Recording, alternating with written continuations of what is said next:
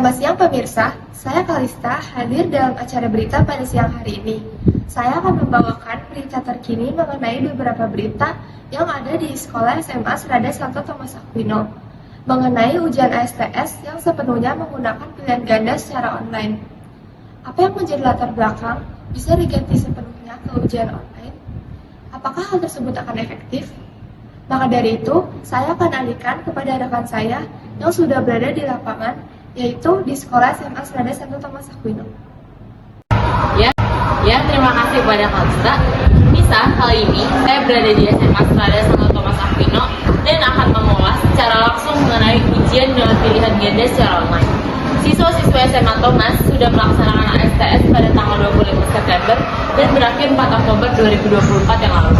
Mereka melaksanakan ujian untuk pertama kalinya dengan menggunakan pilihan ganda di Socrates secara online, di mana sebelumnya ujian dilakukan dengan dua metode, yaitu luring dan daring. Namun, sekarang sudah diganti dengan pilihan ganda dan pilihan ganda kompleks. Untuk mengetahui lebih lanjut mengenai alasan diubahnya sistem ujian, maka akan dilanjutkan dengan sesi wawancara bersama guru dan murid yang bersangkutan. Maka akan dilanjutkan oleh teman saya, Raifa. Selamat siang pemirsa, pada kesempatan kali ini saya sudah ditemani oleh Bapak Obed selaku guru BK di SMA Serada Santo Thomas Aquino. Sebelum itu, izinkanlah saya mengajukan beberapa pertanyaan kepada Bapak mengenai pelaksanaan ASTS ganjil di SMA Thomas Aquino. Pertanyaan pertama, menurut Bapak, apa alasan ATS ganjil kali ini mengganti uraian dengan pilihan ganda kompleks? Oke. Saya sih belum tanya langsung ke kurikulum ya, tapi ini kan sebenarnya menentukan kurikulum ya. Kalau menurut saya, kemampuan dalam melihat kata kunci itu bisa kita lihat dari kemampuan seorang siswa itu mengerjakan pilihan tunggal. Namanya bukan pilihan ganda ya, salah ya. Kebanyakan orang menganggap pilihan ganda itu yang A, B, C, D, E gitu ya. Pilihan ganda itu yang soalnya misalnya 10, jawabannya ada 16, terus kita pilih jawabannya, kita cocokkan, berarti tersisa berapa jawaban? 6 kan? Namanya pilihan ganda. Kalau pilihan tunggal itu ya yang Anda kerjakan kemarin ya, A, B, C, D, E gitu. Jadi melihat persoalan dari kata kunci ya, itu tujuan dari pemberian soal pilihan tunggal. Kemudian yang kedua, efisiensi dalam hal pemeriksaan ya, pemeriksaan hasil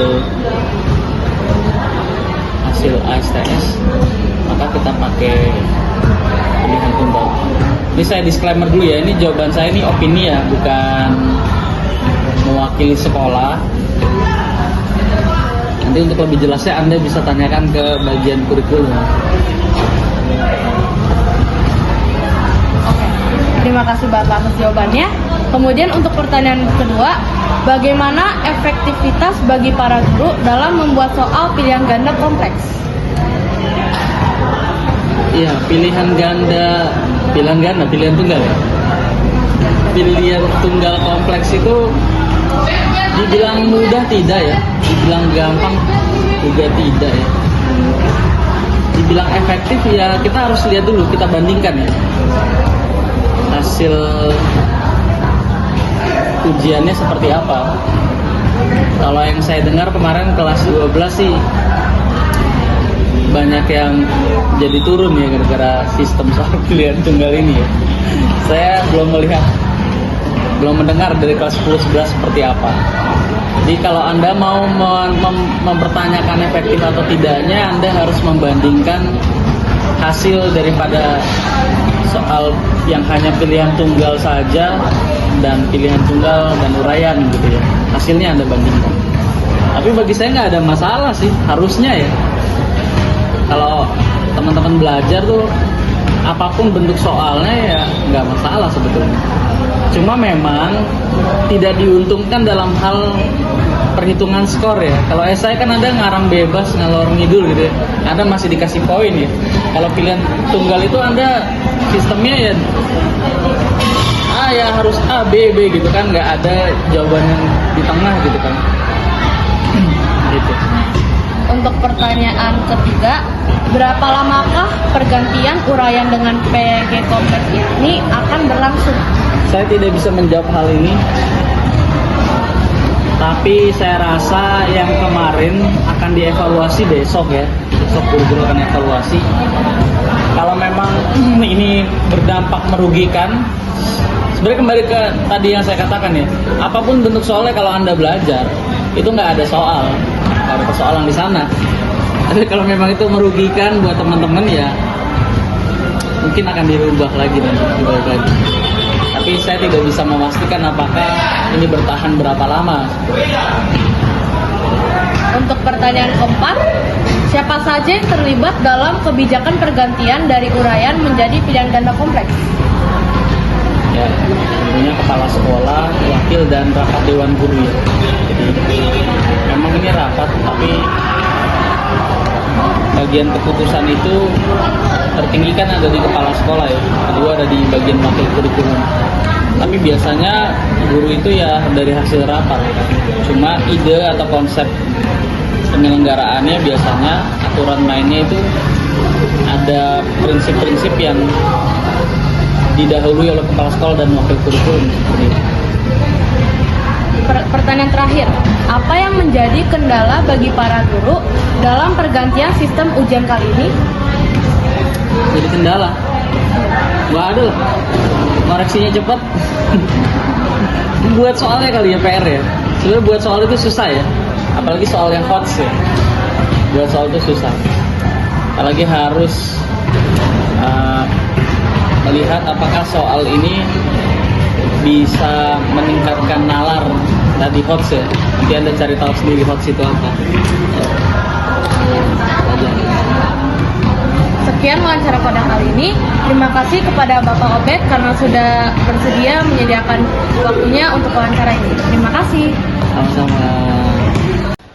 Selamat siang pemirsa, pada kesempatan kali ini saya akan mewawancarai salah satu murid SMA Serada 1 Sakmino. Nah, sebelumnya saya mewawancarainya, namanya siapa? Nama saya Estera Melody Priya, panggil aja Melody.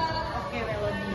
Nah, saya akan bertanya mengenai ASTS semester ganjil yang lalu. Nah, menurut Anda, bagaimana tanggapan Anda mengenai ASTS yang berbasis PGK?